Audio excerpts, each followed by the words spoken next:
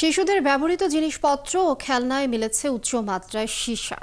গবেষণার ফলাফল বলছে শিশুরা ব্যবহার করে এমন ২৫০টি পণ্যের মধ্যে ১৫৭তেই উচ্চ মাত্রার সীসা শনাক্ত হয়েছে, যা শিশুদের জন্য মারাত্মক স্বাস্থ্য ঝুঁকি তৈরি করছে।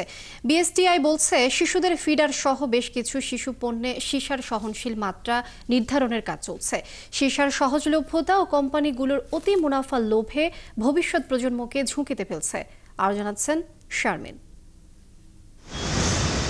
রঙিন স্কুল ব্যাগ, পানির ফ্লাক্স আর টিফিন বক্স শিশুদের প্রতি মুহূর্তের সঙ্গী। এসব পণ্যকে আকর্ষণীয় করে তুলতে ব্যবহার করা হয় মাত্রাতিরিক্ত সীসা।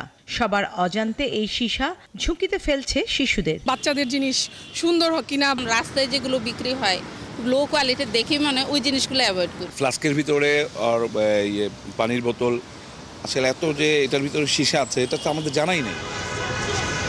The silent poison traces of lead in childhood treasures নামের গবেষণায় শিশুদের ব্যবহৃত ৫৯% পণ্যে ৯০ ppm এর বেশি সীসার উপস্থিতি মিলেছে। কিছু পণ্যে সর্বোচ্চ ১৩৭০ ppm এর মাত্রা পর্যন্ত সীসার উপস্থিতি পাওয়া গেছে। শিশুদের পণ্যে উজ্জ্বল রঙের আড়ালে আছে অতিমাত্রায় সীসার ব্যবহার। বেশি মুনাফার আশায় পণ্যকে আকর্ষণীয় করে তুলতেই এর ব্যবহার। কঠিন আইন আর সচেতনতা ছাড়া এই ফাঁদ থেকে মুক্তি নেই বলছেন সংশ্লিষ্টরা।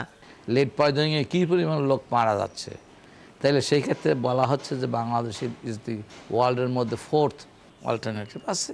আপনারা সেটা না করতে পারেন ওকে, তাহলে সেই ক্ষেত্রে ইন্ডাস্ট্রি বলবে যে আমাদের ইন্ডাস্ট্রি ক্ষতিগ্রস্ত হবে। সবচেয়ে সস্তা দামে এটা পাওয়া যাচ্ছে। ফিডার সহ বিভিন্ন পণ্য সরাসরি মুখে দিয়ে সীসা গ্রহণ করছে শিশুরা, যা তাদের মানসিক বৃদ্ধি সহ নানা রকম স্বাস্থ্য ঝুঁকি তৈরি করছে। তাদের বুদ্ধিমত্তা বা কমে যেতে পারে, তাদের যে লার্নিং ক্যাপাসিটি, শেখার সক্ষমতা, এটা কমে যেতে পারে দীর্ঘদিন সীসাতে এক্সপোজ হলে। স্কুলের পারফরমেন্স কমে যেতে পারে। লেডে এক্সপোজ হলে বাচ্চারা অনেক বেশি ইরিটেবল হয়ে যায়, তারা কোনোখানে মনোসংযোগ করতে পারে না। বিএসটিআই বলছে বাংলাদেশের শিশু পণ্যের সীসার সহনীয় মাত্রা নির্ধারণ করাটা সবকিছুতে বাধ্যতামূলক নয়, তবে ফিডার সহ জরুরি কিছু পণ্যে সেটি বাধ্যতামূলক করার কাজ প্রায় শেষ পর্যায়ে।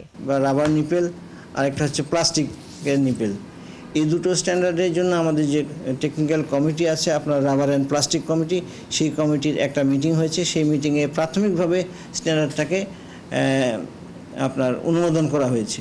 ভারত, নেপাল, শ্রীলঙ্কা, জাপান বা যুক্তরাষ্ট্রের মতো দেশগুলো শিশু পণ্যের সীসার মাত্রা নির্ধারণের মধ্য দিয়ে আইনি বাধ্যবাধকতা তৈরি করেছে, যা বাংলাদেশে এখন সময়ের দাবি। শানা শারমিন, ৭১, ঢাকা।